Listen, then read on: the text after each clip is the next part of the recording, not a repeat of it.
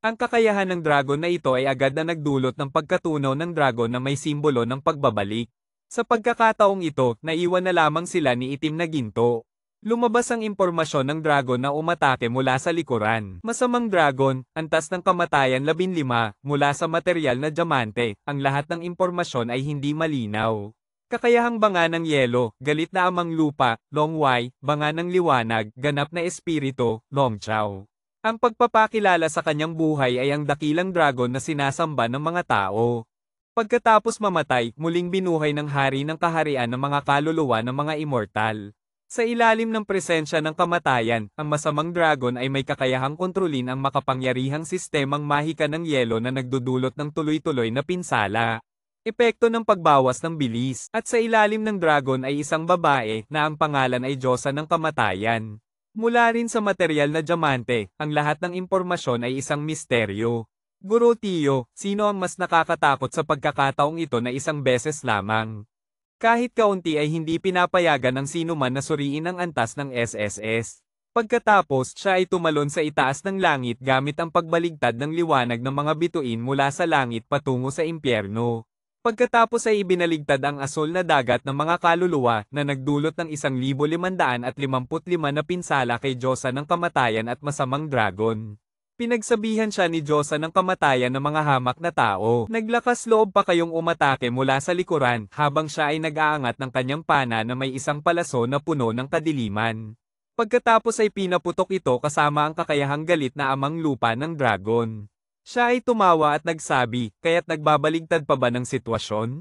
Ang bagay na ito ay maaari ring ituring na isang tunay na sorpresa.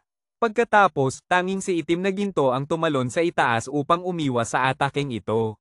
Samantalang siya ay nakatayo lamang doon, tinanggap ang atake, nang makita niyang tinamaan siya, siya ay tumawa, haha, ganyan lang ba?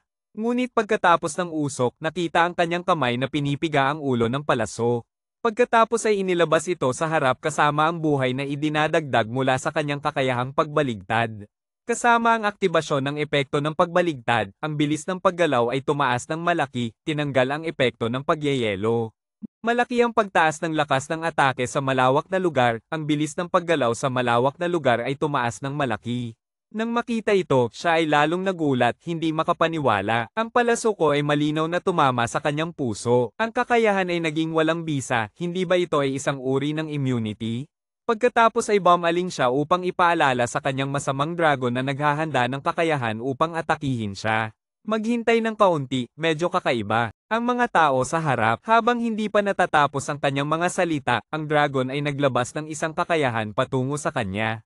Ngunit ang kanyang buhay ay tumaas lamang at hindi bumaba. Hindi siya makapaniwala, patuloy na naglabas ng ilang mga kakayahan na ganito. Ngunit ang lahat ay nakakatulong lamang sa kanya at hindi nakakasama. Sa likod ng usok, si Itim na Ginto ay nakalapit sa likod ni Diyosa ng Kamatayan. Pagkatapos, sinamantala ang pagkakataon na siya ay abala pa rin sa kanya at tumakbo papunta sa kanya. Nang mapansin niya, bumalik siya at itinuro ang kanyang palaso kay Itim na Ginto. Ang ataking ito ay pinaputok ngunit lahat ay naiwasan ni Itim na Ginto at ginamit ang kanyang espada upang harapin ang atake. Ano ang bilis na ito? Talagang mabilis. Sa kanyang reaksyon, siya ay umatras upang mapanatili ang distansya. Hindi ko maaring payagan ng taong ito na lumapit sa akin. Pagkatapos, siya ay sumigaw ng malakas. Lahat ng kaluluwa, pakinggan ang aking utos na pigilan ng kaaway na lumalapit. Pagkatapos ay tinawag ang Vonglok Chi Tung, agad na tumakbo ang mga ito upang pigilan si Itim na Ginto. Ngunit patuloy pa ring tumakbo si Itim na Ginto kasama ang kanyang isang malakas na atake. Buwan ng liwanag. Ang ataking ito ay nagwawasak sa lahat ng mga kaluluwa na naruroon. Nagdulot ito sa kanya ng pinsala na nagbawas ng 785 na buhay at ngayon ay natira na lamang ang 50% ng buhay. Siya ngayon ay nag-uunat ng kanyang mga kamay upang gamitin ang mahika ng katahimikan, ang mga super chain ay lumitaw mula sa kanyang mga kamay. Kasama ang kakayahang sumipsip ng buhay na sumisipsip ng dugo, ang kanyang buhay ay nagsimulang mabilis na bumalik. Ngunit si Itim na Ginto ay patuloy na tumakbo kasama ang isang napakalakas na atake. Nakakainis, ang taong ito ay isang traidor na tao na tanging malapit na labanan lamang ang alam. Pagkatapos ay tumakbo siya at niyakap ang katawan ni Itim na Ginto. Sa kanyang kamay ay tinawag ang isang talisman na idinikit sa likod, nagpakamatay. Ang talisman ay gumagamit ng lakas ng talisman upang kontrolin ang isang nilalang. Ang mas mahina ang nilalang, mas mahaba ang oras ng pagkontrol, ang maximum ay maaaring kontrolin sa loob ng 60 segundo, ang minimum ay 1 segundo. Pagkatapos mamatay ang Diyosa, ang epekto na ito ay maaaring masira at hindi maalis. Si Itim na Ginto ay tila na kontrolado at ginamit ang kanyang espada upang saktan ang kanyang sariling katawan. May balak na magpakamatay, ang buhay ay agad na nabawasan ng 300, ang utos ng pagkontrol ay nag-utos ng pagpatay sa sarili. Maaari nitong utusan ang nilalang na kinokontrol ng talisman na magpakamatay, bawat atake ay nagdudulot ng 300 na puntos ng pinsala. Hanggang sa mawala ang epekto ng talisman ng pagpatay sa sarili. Kaagad pagkatapos, ang mga talisman ay agad na naglaho, siya ay tumawa at nagsabi. Kahit na 1 segundo lamang, ngunit sapat na iyon. Dahil siya ay naghanda ng kakayahan, ang kanyang palaso ng banga ng yelo ay handang ipaputok. Sa pagkakataong ito, ang halaga ng buhay nito ay agad na nabawasan ng halos 800 na buhay kasama ang epekto ng pagyeyelo. Nang makita ang buhay ni Itim na Ginto ay halos nabawasan ng kalahati. Mula sa malayo, siya ay nag-aalala, Guro Tio, lumipat mula sa depensibong posisyon. Sa pagkakataong ito, siya ay tumawag ng isang malaking itim na payong dahil sa bigat nito, ang bilis ay bumaba ng malaki. Ang natanggap na pinsala ay bumaba ng 70%, ngunit tila nahulaan na niya ito, ginamit ang kanyang mataas na bilis upang umatras sa likod. Sa lugar na hindi maabot ng payong. Matapos makuha ang maraming kakayahan mula sa akin, basta't malampasan mo ang iyong payong. Kukunin ko ang iyong ulo. Pagkatapos ay tinamaan siya ng isang atake mula sa likod na nagdulot ng buhay na bumaba sa halos 10%. Hahaha, wala ng buhay? Sa pagkakataong ito, tiyak na mamamatay ka, pagkatapos ay ayusin kita at pupunta ako upang ayusin ang iyong mga kasama. Ngunit sa hindi inaasahang pagkakataon, siya ay nag-activate ng pagbaligtad na natatakot sa pagkontrol sa kanyang kakayahan, na nagdulot sa kanya na maipit sa kanyang sariling kakayahan. Ang boses niya mula sa malayo ay umabot, sino ang nagsabi kanina na sino ang aayos sa sino? Pagkatapos ay ginamit niya ang Big High Chusin upang itaas ang halaga ng buhay ng kanyang mga kasama hanggang sa 1,233 na buhay. Lahat ng masamang epekto ay naalis. Ang lahat ay nakakita ng mabuti. Huwag kalimutang suportahan ako sa pamamagitan ng Denetli para makakuha ako ng inspirasyon upang gumawa ng susunod na video para sa lahat. Kaya't natapos na ang kaban na ito ng kwento. Maghintay tayo sa susunod na kaban. Sa pamamagitan ng pag-alala na mag-follow at mag-subscribe sa channel upang makatanggap ng abiso sa pinakabagong kaban. Salamat sa lahat. Ginoo ay nahuli ng kakayahang nakagapos dahil sa pagkabaligtad ng kanyang kapalaran na hindi siya makapaniwala. Ano ito? Bakit hindi pa siya namamatay? Biglang lumitaw ang dragon sa likod niya, mabilis na napansin ng Itim na Ginto na Panginoon, kaya't siya ay lumingon. Pagkatapos ay siya mismo ang nag-asikaso para sa kanya gamit ang nasirang kalasag ng baril. Tinamaan, tumakbo ang taga-akyat ng dragon, at sa pagkakataong ito ay agad na napatay ang isang dragon na lumilipad sa himpapawid. Samantalang siya sa ibaba ay itinutok ang kanyang tungkod ng pastor patungo sa dragon, gamit ang banayad na espiritual na enerhiya. Isang kakayahang bumagsak na nagdulot sa dragon na parang nahati sa 5 bahagi nang ilabas ang kanyang kakayahan. Isang gintong anunsyo ang lumitaw, napatay mo ang masamang dragon. Nakita ang dragon na biglang naglaho sa kanyang harapan, natatakot siya sa kamatayan ng masamang dragon, paano nangyari iyon? Ang malakas ay inaapi ang mahina, pagkatapos ay ang enerhiya ay tila sumabog mula sa loob at lumabas. Ang masamang dragon. Nakita ang dragon na biglang naglaho sa kanyang harapan, natatakot siya sa kamatayan ng masamang dragon, paano nangyari iyon? Isang direktang atake na hindi pinapayagan siyang magpakamatay. Isang gintong anunsyo ang lumitaw, napatay mo ang babaeng mandirigma. Itinuro niya ang kanyang kamay. Guro ng pangangalaga sa Hilagang Kanluran, ako ang bahala sa Timog Silangan. Mas mabilis na nagwawalis, mabilis na sumunod ang Itim na Ginto na Panginoon sa kanyang mga tagubilin. Sa ganitong paraan, kung malinis ang altar, matatapos na ito. Kahit na ang subquest na ito ay espesyal, hindi ito kasing hirap ng inaasahan sa simula. Gumamit siya ng Big High Chiu mula sa Lin upang magwalis ng malawak. Kaya't hindi pa umabot ng 10 minuto ay nakapasa na. Kung ikukumpara sa kinakailangang makapasa sa loob ng 2 oras ng misyon 4, sobra-sobra. Ilang sandali lamang, siya ay nakatayo sa tuktok ng bundok ng mga bangkay na nag-imbakan. Paalala, naisip mo na ang lahat ng nilalang mula sa lin, mga labi sa taal ng kamatayan. Nakumpleto mo ang mga kinakailangan ng 4 na misyon bago. Nang marinig niya ang anunsyo na ito, napagtanto niyang mayroon pang isang misyon. Hindi tama. Pagkatapos ay nagbigay ng paalala ang sistema. Ang bahagi ng dobleng gamot na sugo ni Itim ay malapit ng lumitaw. Aktibahin ang espesyal na misyon na ika-5, pumili ng kapalaran. Isang liwanag mula sa langit ang bumagsak dito, ang pagpipiliang iyon ay tumanggap ng biyaya ng Diyos Isa. Tanggapin ang gantimpala ng dobleng gamot na sugo ni Itim, sabay na isumite ang lahat ng espada ng korona ng. Tanggapin ang gantimpala ng dobleng gamot na sugo ni Itim, sabay na isumite ang lahat ng espada ng korona ng liwanag na nakuha mula sa kaluluwa ng buhay na patay. Pagkatapos ay umalis sa taal ng kamatayan. Pangalawa, pumili ng pumatay sa Diyos, patayin ang bahagi ng ilusyon ni Kuro. Naisip niya, ano ang ibig sabihin nito, mayroon bang ibang boss na nagtatago sa subquest na ito? Ang resulta ng pagpili na iyon ay tumanggap ng biyaya ng Diyos. Agad na nakatanggap ng ranggo na SSS, resulta ng pagpili na pumatay sa Diyos. Pagkatapos ng pag-iisip sa bahagi ng sugo ni Itim, makakatanggap ng mataas na ranggo. Kung mabaygo, ang ranggo ay babagsak sa antas C, sinabi niyang ranggo ng mataas na yakap. Lumabas na sa kanilang pananaw, ang antas SSS ay hindi ang pinakamataas na ranggo. Pero alam ba ng ibang mga profesional ang impormasyong ito? Sila ba ay mga profesional na mataas ang antas ng lin, mga pangkat ng balakid at pagsasara o hindi nila alam ang katotohanan na ito? Hindi maaaring mangyari, ang unang dahilan ay hindi nila kailangang itago ang balitang ito. Dahil ang mga taong makakapagbukas ng kondisyong ito ay kakaunti lamang. Pangalawa, ang subquest ay nakabatay sa sistema upang lumikha ng mga lihim na lugar. Kung ang mga ito ay hindi sinasadyang nagbago at hindi alam ng tao, hindi ito imposible. Pangatlo, ang antas ng yakap na ito at ang mismong sugo ay umiiral, ngunit sa lakas ng tao, hindi pa rin ito maabot. Tulad ng mga sinaunang tao na hindi makahanap ng mga bagay tungkol sa universo. Sa oras na ito, siya ay nakatingin sa mga pakpak ng sugo na puno ng mga mata na nakatingin sa kanya.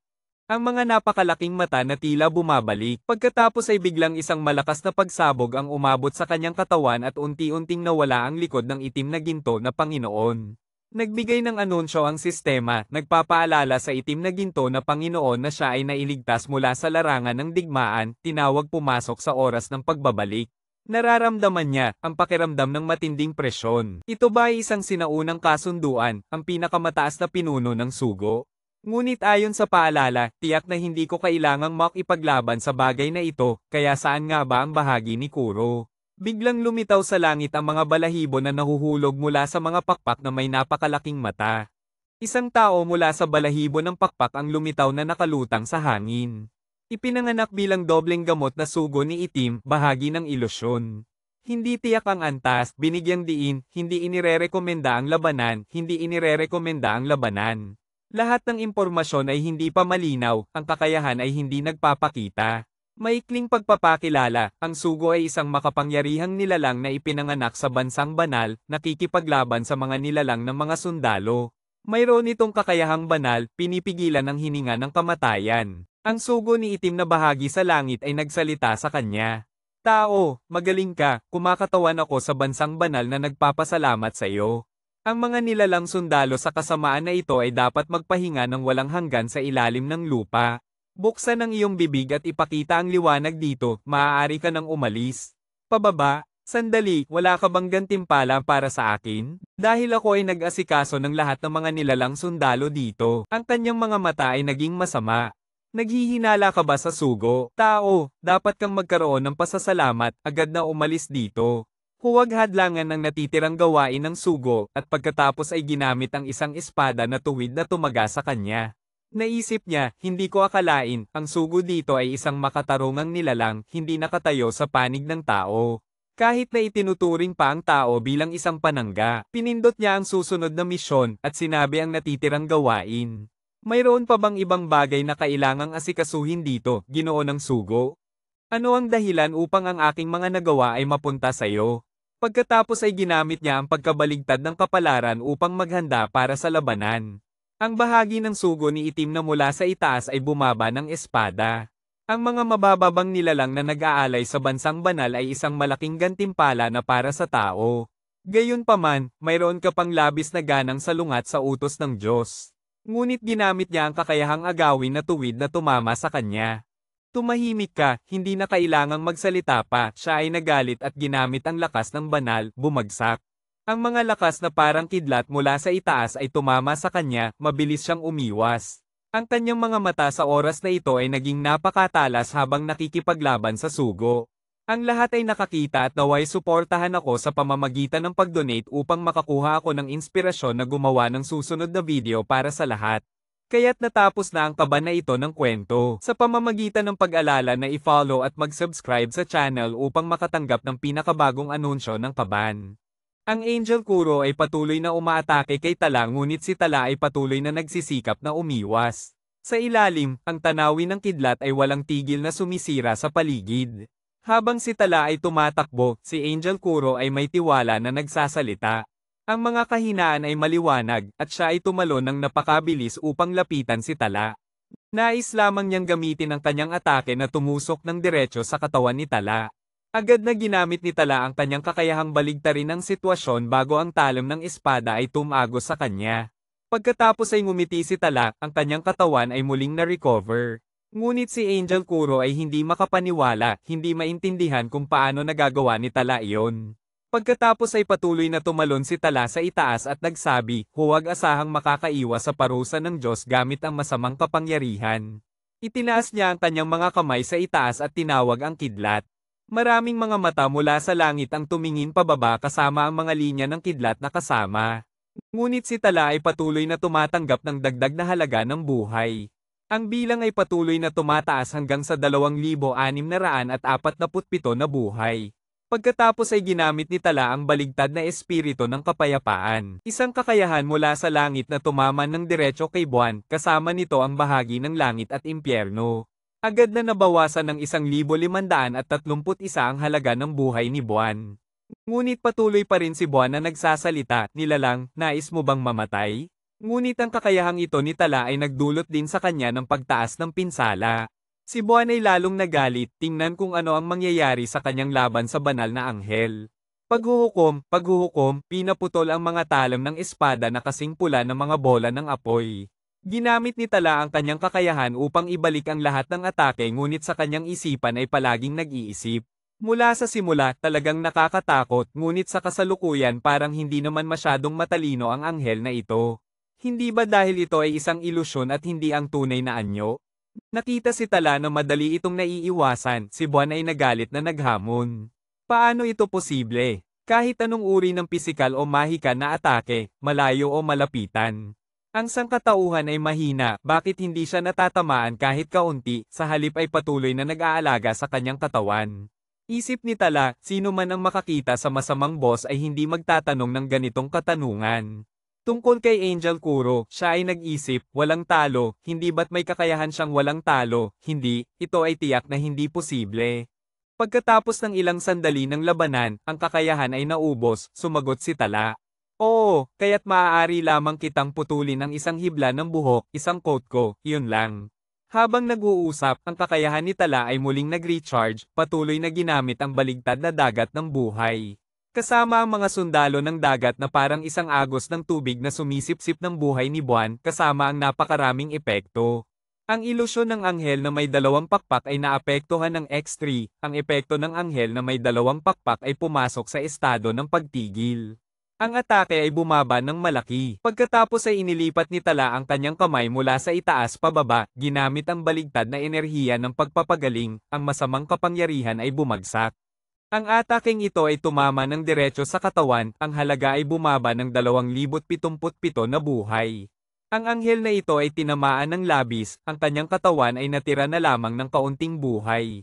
Si Buwan ay masakit na nagsisikap na buksan ang kanyang mga mata at tumingin kay Tala kasama ang mga salitang nagrereklamo. Ikaw, ginamit ni Tala ang kanyang huling atake upang tapusin siya. Ang baligtad na pagpapagaling, ang halaga ng buhay ay nabawasan ng 2,500 na buhay. Sa scoreboard, lumabas ang anunsyo na pinatay ang ilusyon ng anghel na may 2 pakpak. Nakumpleto ang misyon sa lugar ng patay, nagsimula ang pagbabayad ng gantimpala, nakakuha ng 1 unit ng ginto. Nakumpleto ang lahat ng nakatagong kondisyon, ang pagsusuri ay umabot sa antas ng SSS. Sa ilalim ng epekto ng espesyal na kakayahan ng Lucky Blessed, nakakuha ng karagdagang unit ng ginto. Ang misyon sa lugar ng patay ay umabot sa antas ng Omega, ang misyon sa lugar ng patay ay malapit ng mawala, ang lakas ay nagtipon at naging isang natatanging gantimpala para sa kanya. Nang marinig ito ni Tala, siya ay nagulat, isang natatanging gantimpala. Isang espada ang lumitaw, siya ay nakakuha ng isang espesyal na matured na sandata. Ang kalidad ay hindi alam, nagdagdag ng sundalo ng buwan, natatangi. Kinuha ni Tala ang espada sa kanyang kamay, ito ay umuugong sa kanya. Lumabas ang impormasyon, pangalan ng kagamitan, sundalo ng buwan. Isang natatanging sandata, umuunlad na sandata, kasalukuyang antas isa. Ang kalidad sa harap ay hindi alam, kinakailangan ng kagamitan, propesyonal na pari, propesyonal na gubat. Ang epekto ng kagamitan pagkatapos ng pagkakabit ay nagdaragdag ng 1 punto sa lahat ng katangian, nagmamay-ari ng enerhiya ng anyo ng pagpapalaya. Anyong pagkawasak, anyong anino ng buwan, pagsipsip ng ebolusyon, bahagi ng dagat ng buwan, oras ng pagkawasak, pagbubukas ng anyong anino ng buwan. Ebolusyon, pagsipsip, ang likas na kakayahan ng pag-aalaga ng katulad na sandata ng sundalo ng pari ay maaaring mapabuti ang kalidad, palakasin ang katangian ng sandata at buksan ang mga bagong kakayahan. Tungkol sa anyong pagpapalaya, magiging talam ng espada ng pagpapalaya. Bawat espada ay nagbibigay ng enerhiya ng pagpapagaling sa mga target na tinamaan, hindi kasama ang sarili, nagbabalik ng buhay sa kalaban at nagbubukas ng kakayahang gamitin ang kapangyarihan ng anyong dagat ng buwan. Anyong pagkawasak, nagiging talam ng espada ng pagkawasak, bawat pag-atake ay nagdudulot ng tiyak na pisikal na pinsala sa isang malaking halaga ng pinsalang mahika sa target na tinamaan, hindi kasama ang sarili, nagbubukas ng kapangyarihan sa oras ng pagkawasak. Anyong anino ng buwan, paunang estado, lumilikha ng tiyak na pisikal na pinsala, nagbabalik din ng buhay at porsyento ng sarili, nagbubukas ng kapangyarihan sa pagbubukas ng anyong anino ng buwan. Kapangyarihan ng anyong dagat ng buwan, aktibong kakayahan na nagtitipon ng lakas ng liwanag, tinatawag ang buwan na jellyfish habang ito ay umiiral, patuloy na nagbabalik ng buhay sa mga kalapit na kaalyado, kasama ang sarili, tinatanggal ang lahat ng negatibong estado ng mga kalapit na kaalyado, kasama ang sarili. Kasama ang sarili, tinatanggal ang lahat ng negatibong estado ng mga kalapit na kaalyado, kasama ang sarili. Sa oras ng pagkawasak, aktibong kakayahan na nagtitipon ng lakas ng liwanag, nagpapalabas ng isang bagong napakalakas na espada ng pagkawasak, nagdudulot ng malaking pinsala sa lahat ng kaaway sa loob ng saklaw at pinapataas ang lahat ng susunod na pinsala, sa wakas ay nagpapalakas ng anyong anino ng buwan. Ang aktibong kakayahan ay mabilis na pumapasok sa estado ng dilim na hindi malok, imyon sa lahat ng pinsala at mabilis na lumilipat sa tinukoy na lokasyon. Ang talam na ito, maaari itong magligtas ng tao, maaari rin itong pumatay ng tao. Hawak ni Tala, habang patuloy na pinapagana ang dalawang mapanganib na kakayahan ng anino ng buwan at anyong anino. Tatlong uri ng anyo, tatlong pangunahing kakayahan, halos perpekto na akma sa kanyang likas na talento. Ang pinaka-interesado siya ay ang kalidad nito. Bilang isang matured na sandata, katulad ng misyon na ito, mayroon bang posibilidad na umabot ito sa mas mataas na antas ng diamante? Pagkatapos ay binuksan ni Tala ang unit ng ginto, nakakuha ng 20 puntos ng libreng katangian. Nakakuha ng kagamitan sa antas ng diamante na yelo, kwintas ng diamante, kwintas ng balahibo. Pagkatapos ay sa ikalawang unit, nakakuha ng kakayahang diamante, malaking bilis ng pag-atake. Nakakuha ng kagamitan sa antas ng platinum mahika, masayang puso. Nakakuha ng item na purong dahon, espesyal na espada, nakakuha ng bihirang epekto X1. Isip ni Tala ang kwintas ng balahibo at badge ng bilis ng pag-atake. Isang perpektong kagamitan sa depensa, kasama ang isang estratehiya sa labanan na walang talo sa larangan ng digmaan. Lahat ng ito ay nagdagdag ng kaunting talino, ang mga katangian sa kasalukuyan ay halos nasa antas ng propesyonal na mga antas ng 20 na. Matapos ang lahat ng pagdaragdag, umalis si Tala sa misyon sa lugar ng patay. Ngunit iyon ay isa lamang sa kanyang mga unang layunin. Habang ang Lucky Bless ay may natira pang pagkakataon, bakit hindi kumuha ng isang misyon sa antas 12? Sa labas ng misyon, may isang tao na may hawak na sandata na naghihintay kay Tala, kaharian ng gubat, sa wakas ay naghihintay na siya. Narinig ni Tala ang tunog ng paggalaw sa labas, agad na lumingon. Sino iyon? Ngunit ang taong ito ay may hawak na sandata na papalapit kay Tala. Mamatay ka, kaharian ng gubat, tiyak na ito ang araw ng iyong kamatayan. Ako si Tala, pinatay mo ako, lahat ng tao ay nais akong mamatay. Pinasama mo ako, dahil kinuha ko ang kapangyarihan mo. Ang mga mahal ko, sa ilalim ng aking kapangyarihan, lahat ay iniwan ako. Pinilit nila akong iwanan ng pagsusulit, isuko ang antas. Lahat ay tulad ng ibinigay mo, at pagkatapos ay tumusok sa katawan ni Tala. Ngunit si Tala ay hindi nag-alintana sa mga ito. Isang kamay ang mahigpit na humawak sa kanyang sandata. Nagsalita ka na ba? Tumingin si Tala sa mga salita ng taong ito at nahulaan ang kaunti. Noon, sinabi niya sa mga estudyanteng iyon na huwag mag-aksaya ng oras dahil sa kaunting pang-uudyok. Nangako rin sila na hindi makikialam. Nais lamang sanang bigyan si Tala ng aral upang hindi makuha ang mga puntos ng katangian. Ang resulta ngayon ay nag-aalala na nais na huminto sa pag-aaral. Kahit na ang linmin at ang paaralan ay parehong nakatuon, ang pinakamarami ay parusa at pagkakulong lamang. Pagkatapos ay sinipa ni Tala ang taong ito at nagsalita. O baka ito ay pang-aabuso, pinapaliit ang pagkakatalaga, at hawak ang aking kapangyarihan, ito ang taong nagsabi. Ang taong ito ay nagdurusa, nanginginig kasama ang madilim na enerhiya na pumapalibot sa kanyang katawan, puno ng galit. Si Buwan ay tila hindi nararamdaman ang sakit, muling tumakbo patungo kay Tala. Nang makita ni Tala ang daloy ng enerhiyang ito, siya ay nagulat, ito ay. Ang lahat ay nakakita at sana ay suportahan ako sa pamamagitan ng pag-donate upang makakuha ako ng inspirasyon para gumawa ng susunod na video para sa lahat.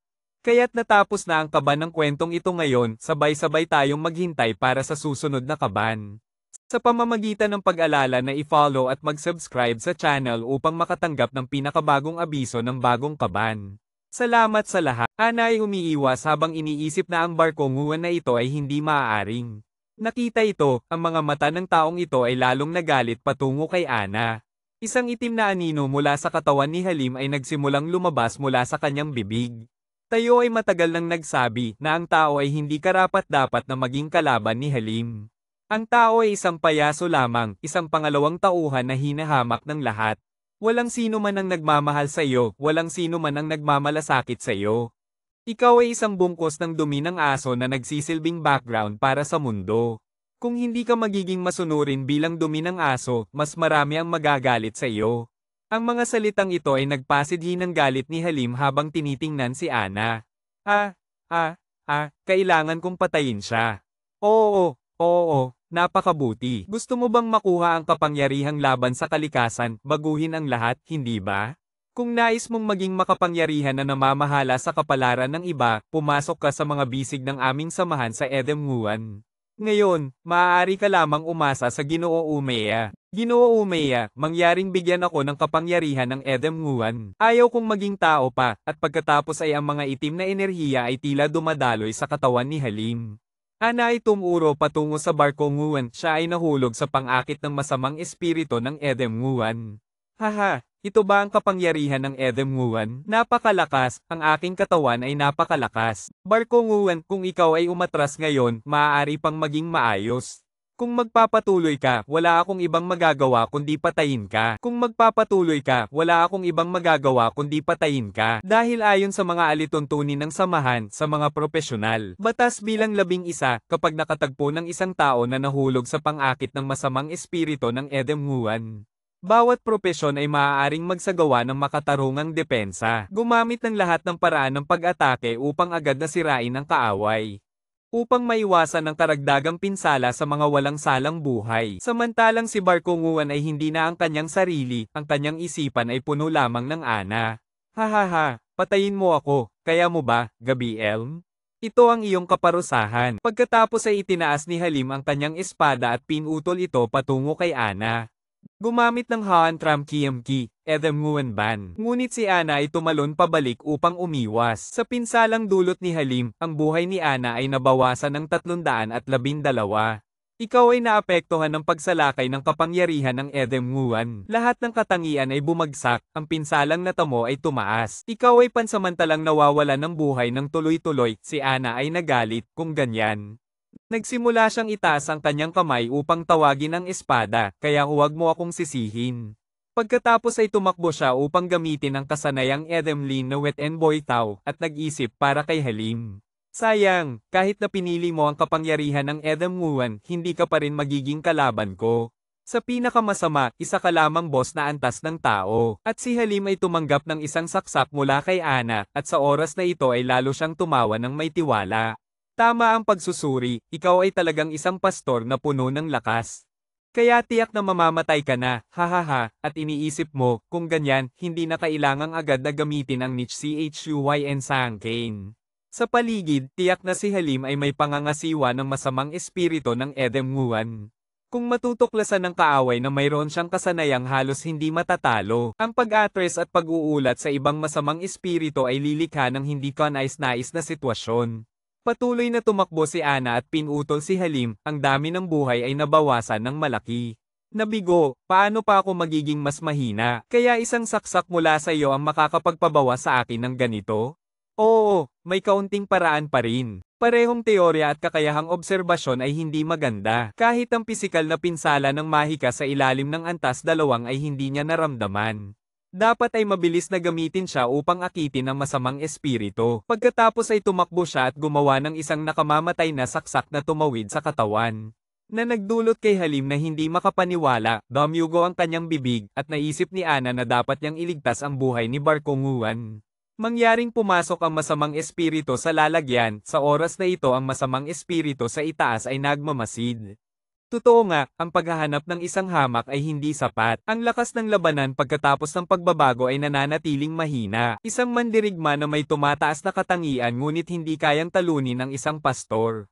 Kaya nga, sa kabila ng lahat, isa lamang siyang hamak.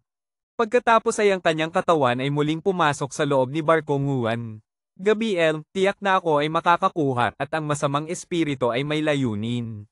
Kung si Gabriel ay mamatay, ang damdamin ni Haring Amihan ay babagsak. Kaya hindi ba ito ay magiging kapaki-pakinabang para sa akin na makapasok? Kung si Gabriel may papayag na gamitin ko siya, hindi ba ang batang si Haring Amihan ay direktang sasali sa aking hukbo? Gayunpaman, mas gusto ko pa rin ang pangalawang opsyon. Pagkatapos ay ngumiti ng masama, pinutol patungo kay Ana. Ang halaga ng buhay ni Ana ay nabawasan ng 634. Patuloy na pinutol at nangasar. Ngunit si Ana ay nananatiling tiwala na gagamitin ang kanyang kasanayan upang makabawi. At pagkatapos ay ang pangunahing ulam. Ang halaga ng buhay ni Ana ay nabawasan ng 634. Ang buhay ay bumalik, ang halaga ng buhay ay nadagdagan ng 634. Sayang ang mga tao ng samahan ng propesyon ay papunta na rito, walang oras na sayangin sa iyo. Ang pagmasid sa ito ay nagpasidhi ng galit sa kanya, ang mga mata ay parang mga apoy na nagliliyab. Ikaw ay hindi Barko Nguyen, hindi ba? Maitim na uyan ng masamang espiritu. Sinabi niya, sayang ang mga tao ng samahan ng propesyon ay papunta na rito, walang oras na sayangin sa iyo. Dapat kang mabilis na mamatay. Ngunit si Ana ay nananatiling nakatayo doon, puno ng tiwala na nagbigay ng kalituhan sa kanya. Ngunit sinubukan pa rin niyang hikayatin si Ana. O maaari mong piliing sumali sa amin. Si Ana ay masayang nag-iisip. Oh, sumali sa inyo. Kaya ano ang maibibigay ng mga masamang espiritu ng maitim na uyan sa akin? Sabihin mo sa akin. Hindi ba ito, hindi pa sapat? Pagkatapos ay naglabas siya ng isang alon ng kadiliman sa paligid na tila nagpapakita. Hindi ba ito, hindi pa sapat? Pagkatapos ay naglabas siya ng isang alon ng kadiliman sa paligid na tila nagpapakita. Inubukan pa rin niyang hikayatin si Ana, o maaari mong piliing sumali sa amin. Hindi ba ito, hindi pa sapat? Pagkatapos ay naglabas siya ng isang alon ng kadiliman sa paligid na tila nagpapakita. Lahat ay nakakita, at sana ay suportahan ako gamit ang mga dolyar upang makakuha ako ng inspirasyon para sa susunod na video para sa lahat.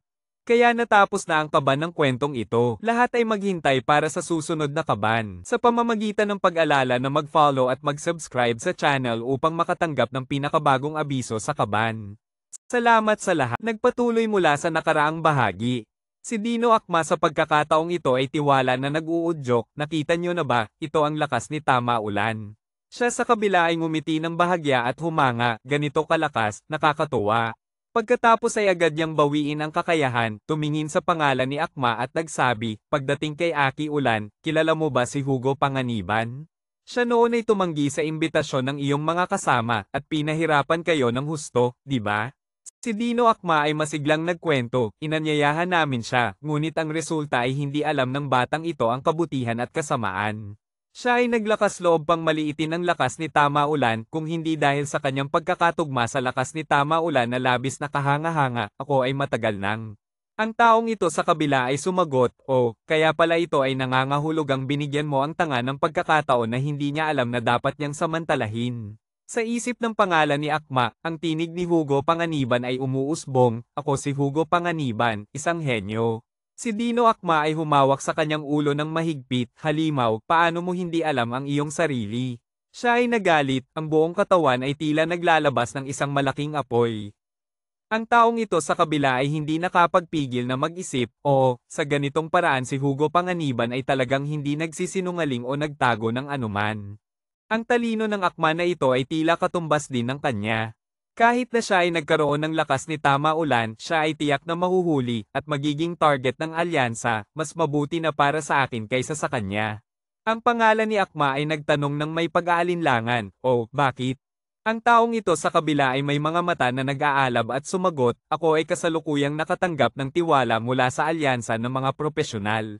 Batay sa aking lakas, maaari akong mabilis na maging pangunahing miyembro ng alyansa, at tahimik na magdulot ng kaguluhan sa lipunang tao, sirain ang mundong ito na nakakainis." Si Dino Akma ngayon ay nagtanong muli, "Gusto mong sirain ang mundo, bakit? Hindi ka ba ang pinakamayaman at pinakapaborito?" Ang kanyang mga kamay ay nakapulupot ng mahigpit na nagpapakita ng galit at sumagot, "Oo, ang sangkatauhan ay isang grupo lamang ng mga matatanda. Ang mga alyansa ba ay talagang nagprotekta sa mga mahihina? Kung ganoon, bakit namatay ang aking ina sa panahong iyon? Ang mga may kakayahan na iyon ay iniwan kami. Ang aking ina ay kusang nag-akit ng halimaw upang ako ay makaligtas, ngunit sila ay kailangang mamatay sa ilalim ng mga pangil. Ang mga alyansa ng matatanda ay inaabuso ang mga mahihina, at ang mga mahihina ay sumisipsip ng dugo mula sa mas mahihina. Wala rito ang katarungan at pagkakapantay-pantay, tanging kasakiman at makasarili, walang liwanag ng pagkatao, tanging kadiliman na pinaghaharian ng mga malalakas. Walang sino man ang walang sala, lahat ay namamatay." Si Dino Akma ay nakinig at masiglang sumagot, "Ayos, napakaganda." Pagkatapos mula sa kanyang bibig ay lumabas ang maraming itim na usok, "Naramdaman ko ang sakit mo. Halika, sumali ka sa pamilya ni Tama Ulan, ibibigay ko sa iyo ang walang kapantay na lakas ni Tama Ulan." Si Dino Akma noon ay lumipad patungo sa kanya at sumigaw ng malakas, "Sabay-sabay nating sirain ang nakakainis na mundong ito." Ang taong ito sa kabila ay iniunat ang kanyang mga kamay na tila tumatanggap ng regalo. Pagkatapos ay patuloy na nagbigay ng sikat na espada na na-wet-end. Siya ay humawak ng espada na may ngiti, pinaga niya ang anyo ng pagkawasak. Si Dino Akma sa pagkakataong ito ay napagtanto na siya ay naloko at nagulat na sumigaw, "Ikaw, naglalaro ka ba sa akin?" Agad niyang inihampas ang espada patungo sa pangalan ni Akma na nagpapababa sa halaga ng buhay ni Aki Ulan. Ang impormasyon ay lumabas, nagbigay ng mungkahi kapag nagpatuloy sa pagwasak, nakatanggap ng lakas mula sa liwanag ng buwan. Lahat ng pinsala ng tao sa susunod na 10 segundo ay tataas ng 50%. Ang dami ng dugo ng pangalan ni Akma sa pagkakataong ito ay bumaba ng malaki.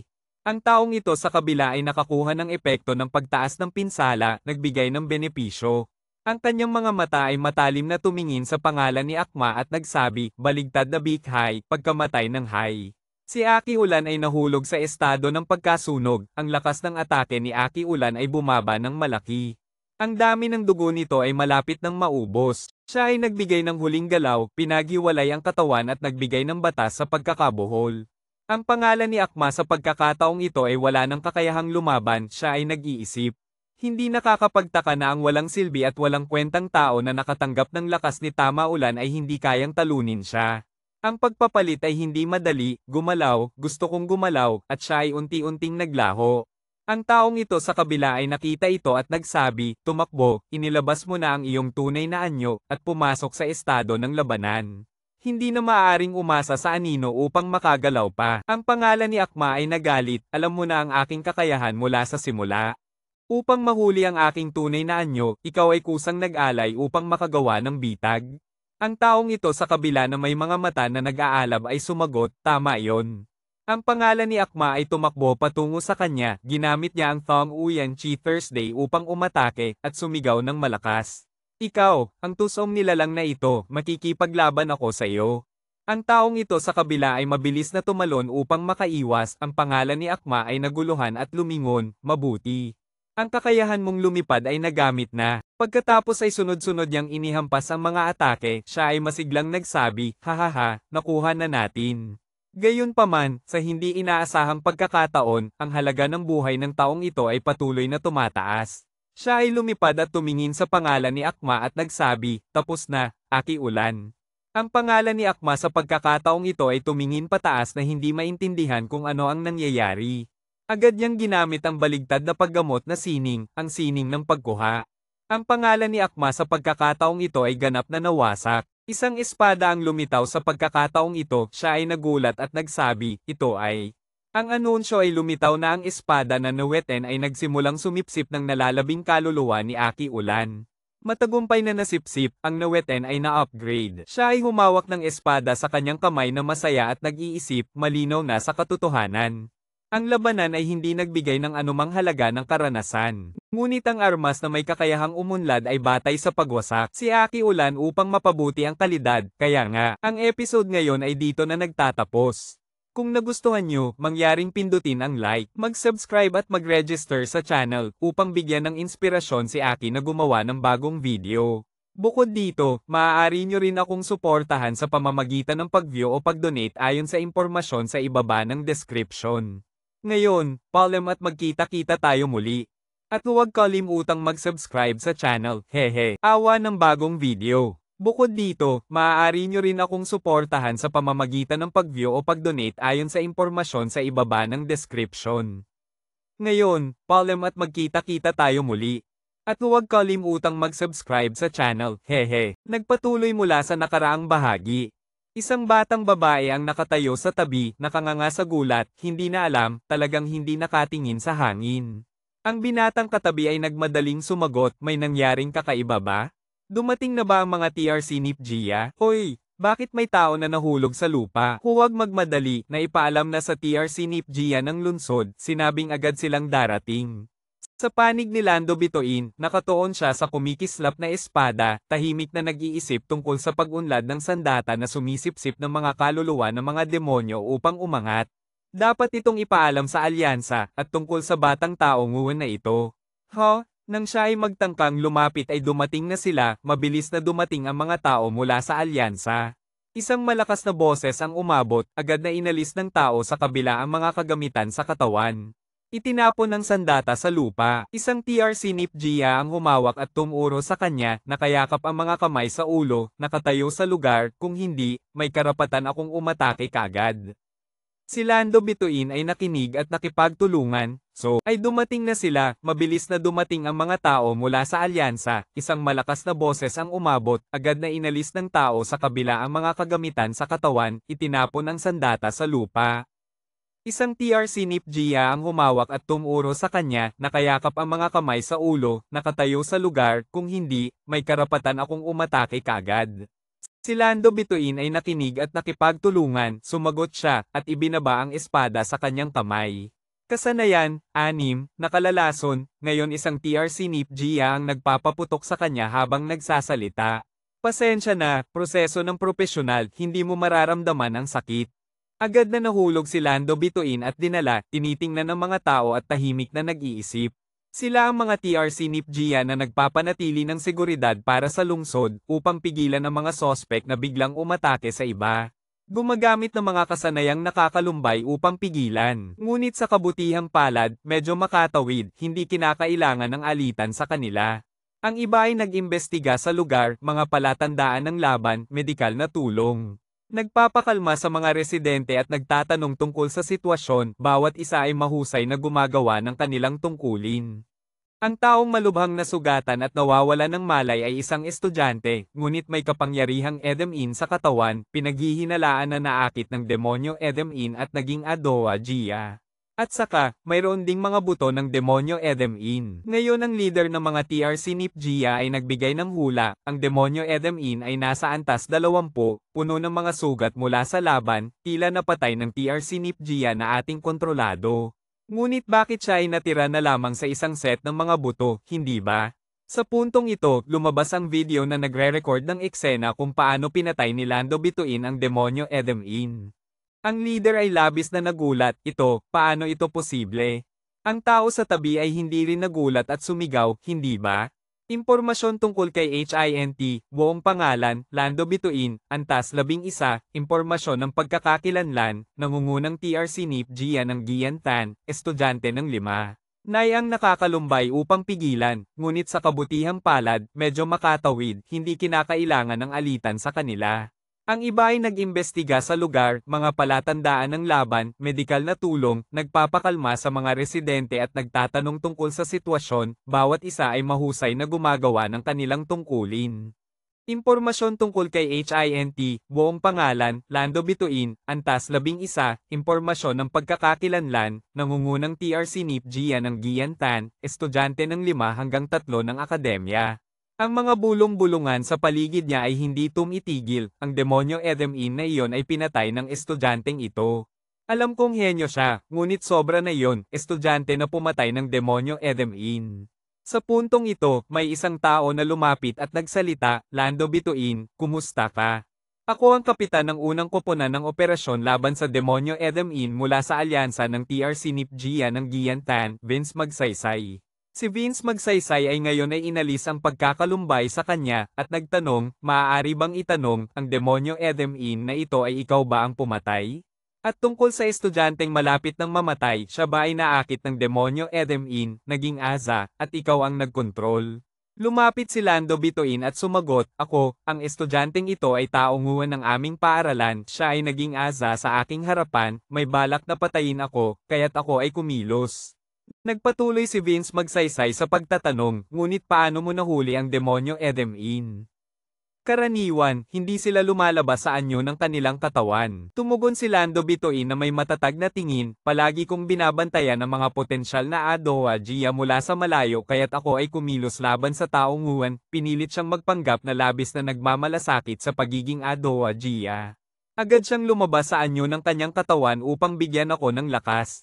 Ang grupo sa tabi ay nagulat, talagang nagagawa iyon. Si Vince Magsaysay sa panig na ito ay nag-isip, tama, gamitin ang paraang ito upang linlangin ang mapanganib na demonyo Edemin. Kahit na ang mga nakaranasang TRC NIP Gia ay hindi sigurado na magagawa iyon, ngunit ang estudyanteng malapit ng sumailalim sa pagsusuri ng TRC NIP ay nagawa. Pagkatapos ay nagsalita si Vince Magsaysay, nag-iisa laban sa Adowa Gia at demonyo Edemin na katawan at hindi nasugatan. Ang pinakamahalaga ay ang dami ng dugo ng Adowa Gia na ito ay eksaktong huminto sa 1%. Sa estado ng malubhang sugat na malapit ng mamatay, hindi makatakbo o makapagrebelde, hindi rin mamamatay sa pagkawala ng dugo. Huwag sabihin ng estudyante, kahit na ang mga opisyal na TRC NIP Gia na hindi mataas ay hindi magagawa ito. Kaya, umaasa akong makipagtulungan ka sa amin para sa isang pagbisita sa sangay ng alyansa. Ang leader ngayon ay nagtanong, ngunit siya ay hindi isang karaniwang estudyante, Kapitan, hindi mo ba narinig ang mga bulong-bulungan tungkol kay Lando Bituin, siya ay sikat. Siya ay sikat, ngunit kailangan kong isaalang-alang ang calm seriousness ng insidente na ito. Ang nakatakdang proseso ay kinakailangan, Lando Bituin. Umaasa akong mauunawaan mo, kahit na maaaring makaapekto ito sa iyong susunod na pagsusuri ng TRC NIP. Ngunit hindi ko maaring ipagpaliban ka. Tahimik na nag-iisip, tila ang mga benepisyo mula sa Diyosa ng swerte ay malapit ng masayang. Ngunit batay sa pagsusuri ng tunay na pinsala sa UMEI kanina, mayroon din akong malaking bentahe sa pagsusuri ng TRC NIP, ang datos ay hindi pa nakamit ang layunin. Ngunit ang output ay lumampas na sa limitasyon. Naiintindihan ko, walang kondisyon akong susuporta sa inyo sa laban-laban sa demonyo Edemin. Tumunog ang telepono sa bulsa ni Vince Magsaysay. Binuksan ni Vince Magsaysay ang telepono at lumitaw ang komandante na may tiwala, Vince Magsaysay. Hindi mo na kailangang ibalik si Lando Bituin sa unit ng investigasyon, hindi mo na kailangang bantayan. Ang kasong may kaugnayan sa demonyo Edemin ay pansamantalang naantala. Hintayin siyang makumpleto ang pagsusuri ng TRC NIP bago ito ay hawakan. Si Vince Magsaysay ay naguluhan, Boss, ito ay isang nakatakdang proseso, paano ito maaring labagin kung papakawalan siya? Ako ay parurusahan mula sa punong himpilan, hindi ba? Tumugon ng komandante, walang sino man ang magiging sanhi ng gulo sa iyo. Ito ay hindi lamang ang aking opinyon, kundi pati na rin ang opinyon ng Pangulo ng Punong Himpilan at lahat ng iba pang mga komandante. Siya ang pumatay ng hindi nasugatan, at nakakuha pa ng sertipiko sa nakatagong unit na nalimutan. Nang marinig ito ni Vince Magsaysay, tumingin siya kay Lando Bituin na tila walang panganib at tahimik na nag-isip. Akala ko ang mga chismis sa online dati ay kalahating totoo, kalahating hindi, pinalalaki. Hindi ba talaga siya may pambihirang talento? Hindi. Maaari rin itong maging espesyal na talento na lumalaban sa mga madilim na kabalyero. Si Lando Bituin sa puntong ito ay nagkamot ng ulo at nagtanong, pasensya na, kaya hindi ko na kailangang mag-imbestiga. Tumugon ng komandante, syempre, kailangan mo lamang maghanda para sa iyong mga gawain. Kung kailangan mo ng tulong, maaari mong tawagan ang mga TRC NIPGIA na ito, huwag mag-atubiling. Si Vince Magsaysay sa puntong ito ay nag-alok ng espada sa harap ni Lando Bituin. Pasensya na Lando Bituin, ngunit mayroon pa akong isang bagay na nais itanong. Si Vince Magsaysay sa puntong ito ay nag-alok ng espada sa harap ni Lando Bituin. Pasensya na Lando Bituin, ngunit mayroon pa akong isang bagay na nais itanong. May kinalaman ba ito sa insidente na iniulat ni Hector Baguis kanina? Agad na ipinaliwanag ni Lando Bituin, oo, ang demonyo yung na ito ay ang demonyo na nag-akit kay Hector Baguis ngunit nabigo dati. Dahil sa pagkabigo ng kanyang plano, pinili niyang maging taong Juan. Tunay na hindi nagkamali ang mga TRC NIPGIA, mabilis na naipagsama ang dalawang bagay na ito. Kaya hindi ko na kailangang itago pa. Ang komandante sa panig na ito ay nagpatuloy, oo, ang pisikal na kondisyon ni Hector Baguis matapos ang pagsusuri. Talagang isang bihirang henyo sa 1,000,000. Nagpatuloy si Lando Bituin, at madali kong nahatak ang demonyo Edem Uuan. Habang si Hector Baguis ay hindi makakalusot dito, palaging binabanggit ako sa kanyang harapan. Onyo Edem Uuan, habang si Hector Baguis ay hindi makakalusot dito, palaging binabanggit ako sa kanyang harapan.